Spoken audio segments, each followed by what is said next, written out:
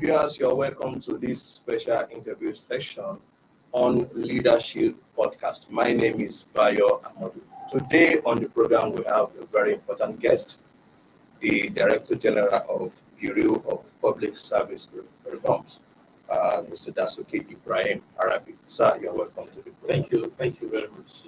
It's a delight having you on the program, sir. Thank you very much, our followers. Thank you, sir. Yes. So we would like you to tell us what are the activities of the Bureau, what is it that you are doing, how are you serving the Nigerian public? But thank you very much. Before I do that, I want to thank the leadership newspapers for hosting us this morning. And as you know, we are here to condole you on the demise of the founding chairman of the company. We didn't have the opportunity to come for this time.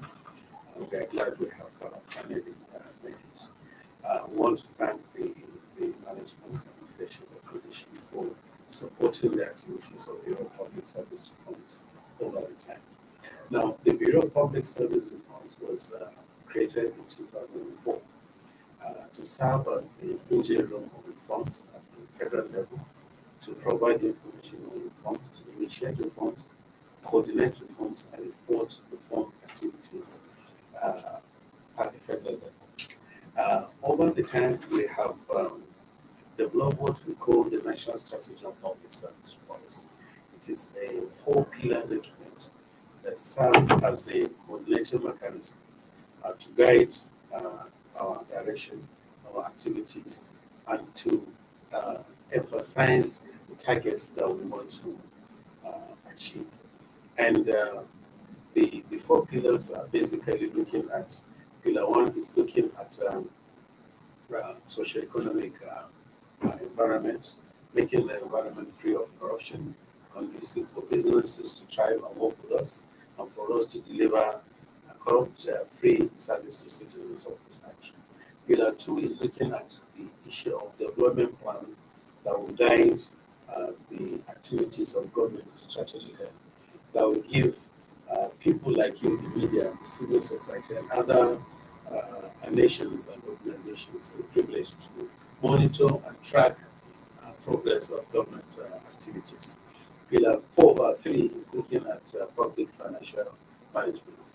And just as I've said, under that pillar, we looked at digitalizing public financial management. And I'm very happy to inform you and inform Nigerians that we have deployed and achieved 100% implementation of Pillar 3 of National Strategy of Public Service Reforms by digitalizing public financial management, introduction of IPPIS, JFMIS, IPSAS, Treasury Single Account, BVN, and multiple channels of management of resources of government.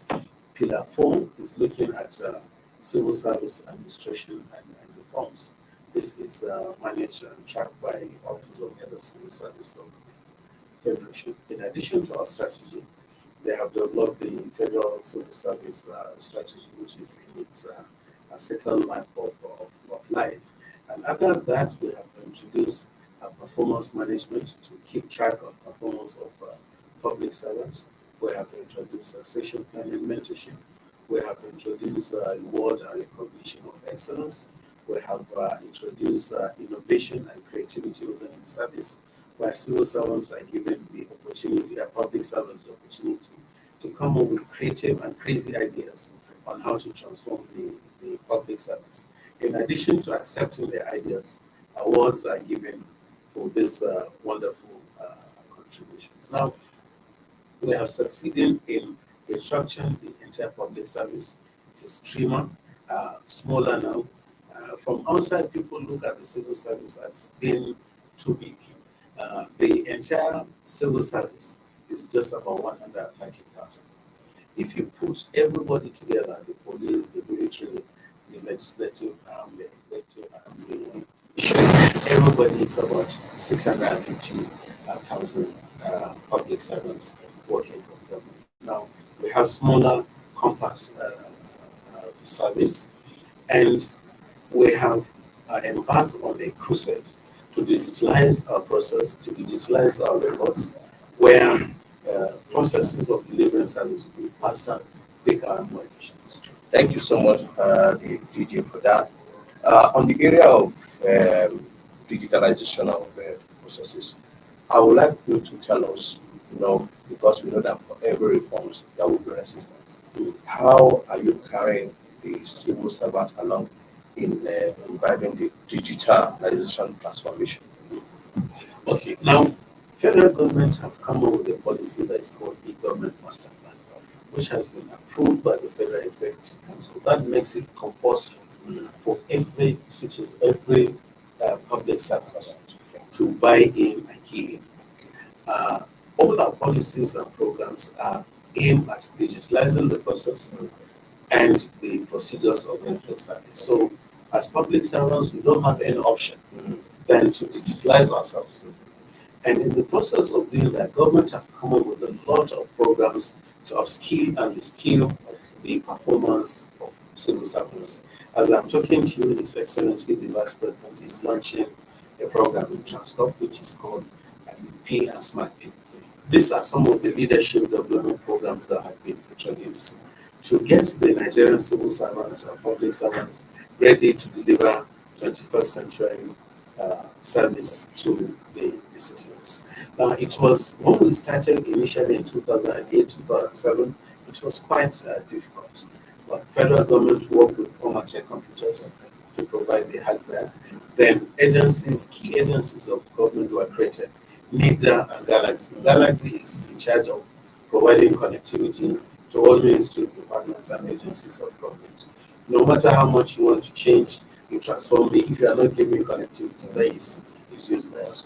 Now, NIDA is coming up with the IT policies and programs and providing safety and security for the data and the websites we visit. Apart from that, NIDA is the police force that is making sure that every government agency is on the gov.ng.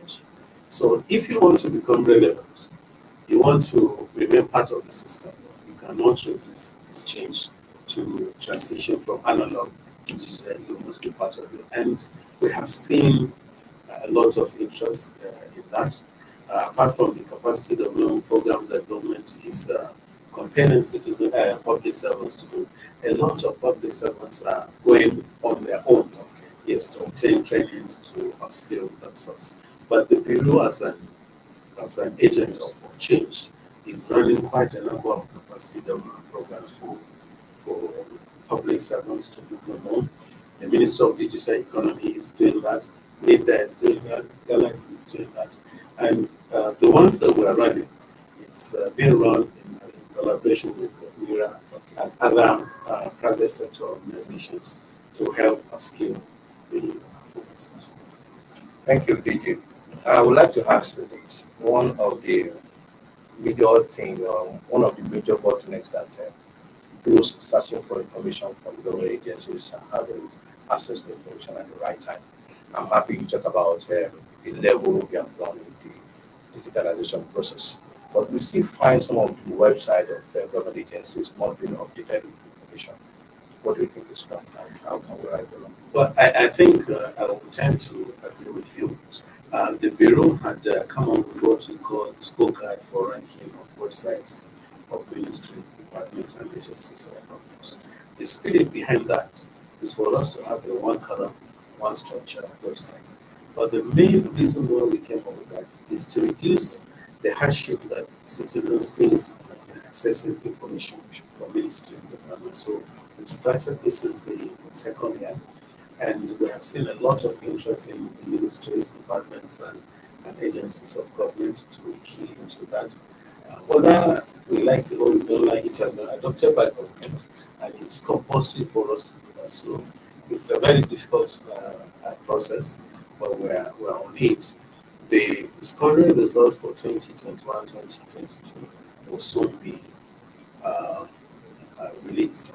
Now, in addition to all this, we are working with MIRA, Galaxy, and NIDA to provide a lot of trainings for web managers, webmasters, website administrators, and MBAs to understand the need for them to provide this information and upgrade their website. And part of the Freedom of Information Act says we must provide this information. So we're encouraging ministries, departments, and agencies of government to key into the scorecard for websites, to upgrade their websites, provide this information. If we provide information proactively, there will be less headache for us as government workers. So we're encouraging heads of agencies to proactively upgrade their websites, provide this information, so that you sit in the comfort of your office and access our website and get this information. Thank you, DG. If you are just joining us, stay with the Director General of Bureau of Public Service Reforms, Mr. Dasuki Ibrahim Arabi. DG, lastly, because of the time, I know that government is introducing a lot of reforms and interventions, but we still find administrative bottlenecks and lack of awareness, for the citizens to assess this intervention. What do you think should be done to correct this? Well, the Bureau of Public Service Reforms in relation to citizens, we are developing a framework of engagement between the civil society and government. That has been developed, it has been adopted by the civil society groups that we have in Abuja. Now, this year we're going to go to all the 60 political zones to engage with the civil society groups, NGOs, to understand that they have this privilege and powers under the Freedom of Information Act to access information, ask for information, and even determine the direction of service that will be rendered to them. Government, on government worker side, they are being encouraged to, one, accept digital transformation, buy into it, provide information, work effectively and more efficiently to provide information. Now, it is compulsory under the Freedom of Information Act for us to respond to inquiries by citizens. And under the law, if you not even for a response, the applicant can file suit against the organization. So it is not an option for us. It is a law of the Federal Government of Nigeria or Federal Republic of Nigeria, and we must abide by that. Now, the transition we're going through is quite wide, and time is limited because people like you and citizens are hungry for information. They want to see good service. They want to see excellent things being done by the public and service. So I'm just giving you this good news that government has the intention. There is this buy-in, and we're into this transition. And the bottlenecks that you have mentioned that citizens are experiencing, I hope in the next 2 years we should go over that, because by the time we digitalize 100%, there will be no need for even man-to-man contact. And that is why we're encouraging public servants to understand what is data science, what is artificial intelligence, and I believe with time government is going to adopt some of this in the process of delivering service. So there will be less human contact in the process of accessing service. So if you have your own bottlenecks, let them be your own bottlenecks. They will never be bottleneck for the citizens. Citizens are the center of public service. We are their servants, and government is saying we must do what is right. What an interesting way of ending this special interview session with the Director General of Bureau of Public Service Reforms. Government is ready, civil public servants are ready to serve the people we have had from the horses. Once again, I would like to thank the Director General for coming on the Leadership Podcast. It's a delight having you. Thank you very much. It's a pleasure. Thank you very much. Thank you so much. This is how we draw the curtains on today's special interview on Leadership TV. My name remains Dasuki Arabi. Thank you so much for joining us. Bye for now. Thank you for watching. For sponsorship and advert placements, please contact 080-3688-6158. Last Word Leadership Podcast Studio. You have the last word.